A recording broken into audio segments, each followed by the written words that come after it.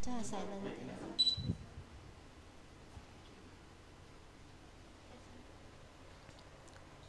Assalamualaikum warahmatullahi wabarakatuh. Alhamdulillah. Sekarang 12.50. Kami ada masa dalam 20 minit sahaja sebab kami nak kerja sebelum Zohor. Nama saya Farah Leong, aktivis sahabat Amake. Jadi hari ini alhamdulillah bersyukur kepada Allah Subhanahu Wa Taala, saya bersama dengan seorang mualaf yang sangat-sangat memberi inspirasi kepada saya sendiri. Alhamdulillah hari ini dapat bertemu dengan beliau dan kami akan mengadakan temu buah bersama beliau tentang kisah-kisah dan berharaplah beliau boleh bagi kata-kata semangat kepada semua. Jadi Assalamualaikum warahmatullahi wabarakatuh. Waalaikumsalam warahmatullahi wabarakatuh. Okey, mungkin puan boleh memperkenalkan diri? Saya saya Nur Atika Liu. Saya 54 tahun. Okey. Tarikh masuk Islam bila? Saya masuk Islam pada 20 hari bulan Disember 2018. Oh, baru lagi lah. Baru kira 2018. Dalam 3 tahun sahaja memeluk Islam. Belum sampai rasanya. Belum sampai 3 tahun. Masya Allah. Jadi boleh puan cerita sikit tentang background keluarga? Puan mempunyai berapa ramai orang adik-beradik, status perkahwinan puan? Sebenarnya saya ibu tunggal. Okey. Saya ibu tunggal. Saya ada 2 orang abang. Okey. Dan saya sendirilah. Dan 2 orang abang saya mereka beragama, masih belum Islam lagi. Mereka belum Islam. Okey. Mereka beragama Buddha, Kristian, dan saya Islam lah. Okey. Anak puan? Anak saya 4 orang. Anak saya 4 orang. Okey. Mereka Jadi semua setakat belum ni Islam. Belum Islam cuma puan seorang sahaja yang memeluk agama Islam. Masya Allah. Okey, puan kami nak tahu macam mana terdetiknya hatinya puan meminta tentang Islam. Sebenarnya saya sejak kecil lagi saya ada selalu bernyanyi. Sebenarnya saya menyanyi. Saya tak tahu itu selawat. Saya selalu selawat Nabi. Masya Allah. Tapi saya tak tahu masa tu ialah selawat. Jadi sampai satu ketika seorang kawan saya kata, dia kata, jangan selawat kat bilik air dia. Jadi baru saya tahu, oh itu bukan nyanyian, itu selawat. Rupanya puan Atika memang sekolah kebangsaan puan cerita dengan saya tadi. Sebab tu puan Atika ada kurang fasih dalam bahasa Mandarin. Jadi bila saya kenal dia kan, saya cakap dengan dia bahasa Mandarin kan, dia jawab dengan saya dalam bahasa Cantonese. Barulah saya tahu hari ini saya jumpa, baru saya tahu rupanya puan ni sekolah SK, maksudnya sekolah Melayu lah kan. Jadi puan kata dia tertetik rupanya dia nyanyi, rupanya nyanyian dia ada selawat. Masya Allah. Macam mana puan ingat lagi tak cara yang puan nyanyi tu? Apa yang puan selawat tu? Sallallahu alaihi wasallam. Itu lebih kurang macam tu lah. Tapi masa tu memang tersilap-silap macam tu, tapi suka irama dia tu, sangat sukalah. Dan setiap kali kalau macam buat salah tu, memang kawan-kawan semua kata, kenapa awak silap je, awak selalu cakap Allah. Selalu saya akan cakap macam tu. Jadi suatu kawan-kawan semua pelik jugalah kenapa saya sebut macam tu, sedangkan saya belum Islam masa tu. Tapi niatnya puan tidak diberi hidayah untuk kembali pada Allah daripada zaman remaja sehinggalah tahun 2018. Jadi puan pun dah kahwin, dah ada anak semua kan. Jadi macam mananya puan boleh fikir saatnya puan nak kembali pada Islam pada tahun 2018. Itu ialah pada masa saya dalam kesusahan. Saya sangat stres disebabkan kerja dan keluarga. Akhirnya saya minta sendiri. Saya minta pada diri saya sendirilah. Saya kata kalau katakan saya timbul ada ketenangan yang boleh buat saya tenang, saya terimalah. Saya terima apa yang datang pada saya kalau benda tu paling tenang. Tapi saya masa tu saya memang tak tahu apa benda lah yang buat saya paling tenang kan. Dia kata saya terimalah kalau benda tu paling tenang. Dan kemudian ada seorang kawan, dia dari Sungai Petani, dia perkenalkan seorang ustaz yang bernama Ustaz Iqbal. Ustaz Iqbal ni dia telefon. Dia telefon, dia seorang pendakwa, dia telefon saya tengah malam tu. Lepas tu saya lafaz kalimah syahadah melalui telefon. Masya Allah. Melalui telefon tu 10:12 malam. Ingat lagi Masa ya. tu ya, hari Selasa saya ingat sangat. Melalui telefon je. Melalui telefon pada Saat masa puan tu. lepas dua kalimah syahadah. Oh, itu betul-betul macam satu ringan sangatlah, benda yang memang tak dapat diungkap. Kerana bila kita lafaz kalimah syahadah, dia macam satu ketenangan dan satu macam perkara yang begitu ringan dalam badan kita. Macam tu saya rasa. Masya Allah. Jadi selama 3 tahun ni, selepas puan memeluk Islam, apa cabaran yang puan hadapi? Oh, terlalu banyak. Masya Allah. Terlalu banyak cabaran. Saya disisihkan kawan-kawan, saya dipulaukan oleh orang, sampai orang blok telefon saya sebab saya Cina tapi saya Muslim. Macam-macam cabaran saya terima, dan banyaklah daripada banyak pihak. Ada yang memandang rendah saya lah, macam-macam. Masa tu puan dah pindah ke sini dah? Sudah. Ya. Jadi sebelum ni puan tinggal di bandar lain lah. Duduk sini. Sebenarnya saya selepas melafaz kalimah syahadah, saya dekat sini. Saya memang dekat sini. Saya dah keluar dari rumah lama. Saya di sini. Masa tu saya berdikari lah sebagai ibu tunggal, jaga anak saya semua. Jadi dalam tempoh PKP ni, apa cabaran puan pula? Dalam tempoh PKP ni masalah ialah sebab saya buka pusat tuition. Puan adalah seorang cikgu? Ya, saya guru tuition. Saya buka pusat tuition. Lepas tu sekarang pusat tuition dah terjejas. Sudah terjejas. Jadi saya tak dapatlah buka pusat tuition, tak dapat mengajar seperti biasa, ajar secara online. Jadi kalau ajar secara online, bilangan pelajar sudah tentu terjejas lah. Lepas tu pendapatan pun terjejas. Tapi saya tawakal. Nampaknya saya percayalah semua ni ujian untuk saya. Sebab saya lepas macam tu, saya lebih banyak saya sujud. Saya sujud lebih banyak pada Allah. Dengan mak saya kat sini, saya lagi tawakal lah.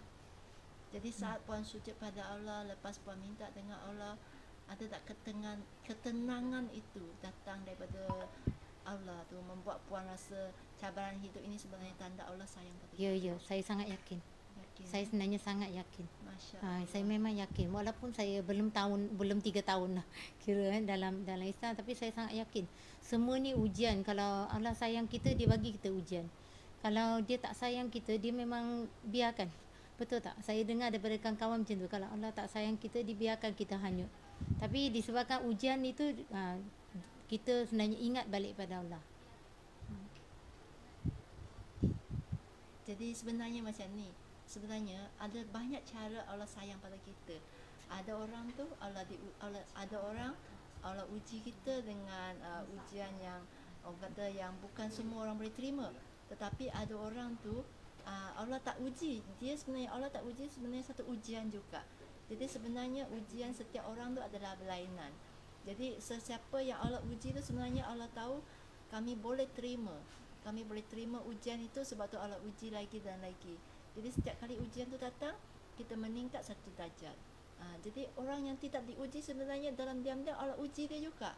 Allah uji dia dengan cara, saya tak uji kamu, tengok macam manalah iman kamu pada saya. Itu setiap orang ada ujian lain-lain. Jadi Puan Atika ni, orang kata ujian dia lebih pada yang Puan dapat rasa. Yang Puan dapat rasa supaya Puan lebih teguh dan lebih genggam Islam ni. Sebab Puan dalam masa 3 tahun ni, sebenarnya baru dikatakan sebagai mu'alaf. Jadi mu'alaf ni sebenarnya, kalau berbandingkan dengan fiqh, dengan tauhidnya, sebenarnya tauhid tu lagi penting. Yakin tu lebih penting supaya Puan boleh jadi kuat dan genggam Islam ni dengan betul-betul.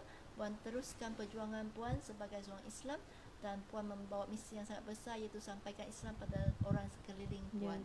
Di mana sebab itulah kami hadir di sini hari ini. Kami membawa semua apa yang didoakan, saya rasa apa yang ada dalam hati Puan ni, Allah tunaikan sebagai hadiah yang datang daripada kami. Sebenarnya sahabat Amakir ni, kami sangat bersyukur dengan penyumbang yang begitu banyak yang di luar sana. Dengan murah hatinya tuan-tuan dan puan-puan yang menyumbang, kami telah memberikan pampers Kami juga memberikan bahan-bahan yang diperlukan oleh Puan Atika. Kami juga bawakan telekung sebagai hadiah kepada Puan Atika. Masya Allah, telekung daripada Ustazah Asma Harun. Awak juga bawakan sedikit kurma, kurma sumbangan daripada orang awam dan sedikit flyers. Saya sebenarnya bawa Quran Cina untuk Puan ni, tetapi Puan Atika kata dia sekolah SK. Jadi sebab tu Quran tu kami ni lah infak pada orang yang lebih memerlukan. Dan kami juga akan menziarahi mak Puan Atika. Jom kita tengok Puan Atika. Jom kita tali gambar dia. Auntie, auntie hảo mộ.係咁樣啦，唔係個好好咯。哎呦，係咁樣，好好咗啦。auntie 你幾多歲82。？82 歲，Masya Allah. Auntie jaga auntie ni Auntie duduk mana? Sebelah. Okey, okey. Auntie 你有咩嘢病？ 唔肯得啦，身冇力㗎咯。Auntie kata dia tak boleh jalan. So auntie kena perlukan pakaikan pampers. Auntie 個係你個女啊？係啦，你個女對你好冇？好。好啊。唔好就唔好帶我落嚟。係咯，auntie 你個女撒養你係冇？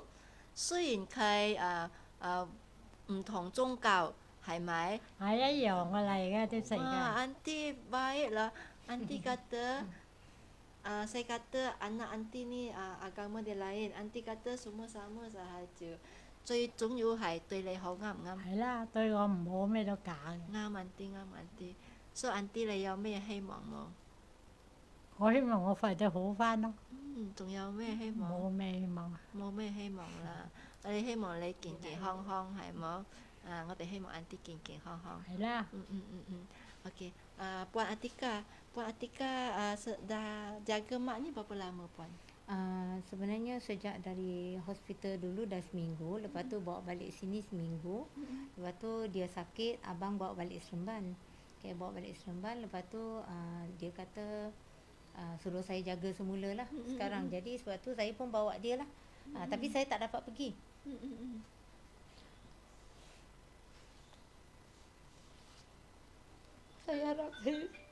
Saya harap saya dapat jaga mak saya selagi yang saya mampu. Walaupun saya beragama Islam, saya akan laksanakan tanggungjawab dengan baik. Dan saya harap mak saya dapat hidayah. Itu yang paling penting. Untuk pengetahuan tuan-tuan dan puan-puan yang dirahmati Allah, ibu kepada Puan Atika ni sebenarnya beliau tidak boleh kawal diri dan sentiasa memerlukan pampers. Sebab tu satu hari hampir memerlukan berapa paket? 10 paket pampers. Dia dalam satu hari dia perlukan 6 gangan pampers. 6 paket pampers untuk orang dewasa lah. Sebab tu dengannya selama ni Puan Atika dia tidak terasa sangat sebab sebelum PKP beliau mempunyai pendapatan iaitu melalui mengajar tuition. Tetapi sebabkan PKP ni jadi pendapatan dah berkurangan, tetapi beliau juga berusaha untuk mendapatkan pampers demi menjaga ibu kesayangan beliau, dan beliau membuat keputusan untuk mengambil ibu beliau daripada keluarga abangnya dan untuk menjaga sendiri. Dan jadi kalau kira satu hari perlukan 6 paket dalam kos kita lo ya, 大概一日我需要到100 câu hampir RM100 perbelanjaan untuk pampers sahaja untuk ibu beliau. Sebab dia bukan pampers saja kan, dia ada satu plastik yang untuk underpad dan macam-macam lah. Dan kos untuk ibunya sahaja sekadar pampers sahaja, belum campur makan minum dan lain-lain, dah RM100 satu hari. Jadi dengan biar diuji dengan macam-macamnya, kami memang menggunakan sumbangan yang tuan-tuan dan puan-puan ada ni untuk membantu beliau dan untuk membantu ibu beliau, dan semoga Allah Subhanahu Wa Taala memberikan hidayah kepada keluarga ni, memberi rahmat kepada keluarga ni dan murahkan rezeki keluarga ini. Jadi akhir sekali kami nak bertanya pada Puan Atika, ada apa kata-kata inspirasi kepada para penyumbang dan sesiapa yang di luar sana untuk teruskan semangat dan teruskan perjuangan ni sebagai seorang Islam, dan apa-apa kata daripada Puan? Sebenarnya bagi saya yang paling penting ialah Tak kira apa-apa cabaran ujian yang Allah bagi, memang saya harap mualaf tak kira sister atau brother, teruskan istiqamah, kerana saya dah lalui dan saya dapati kalau katakan kita betul-betul percaya pada Allah, semuanya ada jalan, betul-betul ada jalan. Jadi jangan putus asa. Betul-betul pada mualaf, sister mualaf yang susah-susah di sana, jangan putus asa. Kerana kita paling penting ialah kepercayaan kita pada Allah. Itu yang paling penting. Dan saya memang doakan dari dulu sampai sekarang ibu bapa saya dan anak-anak saya dapat hidayah. Saya harap yang lain pun tolong doakan sama-sama untuk keluarga saya. Masya-Allah. Insya-Allah. Jadi itulah kisah perkongsian dan kata-kata inspirasi daripada seorang mualaf yang hanya 3 tahun memeluk Islam, tetapi begitu kuatnya iman dan begitu yakinnya beliau dan begitu tabahnya hati dan sanggup menerima ujian ini, dan kami berdoakan yang baik-baik untuk keluarga beliau. Dan saya rasa itu sahaja daripada kami. Assalamualaikum warahmatullahi wabarakatuh. Aunty bye-bye, kamera bye-bye aunty. Masya Allah.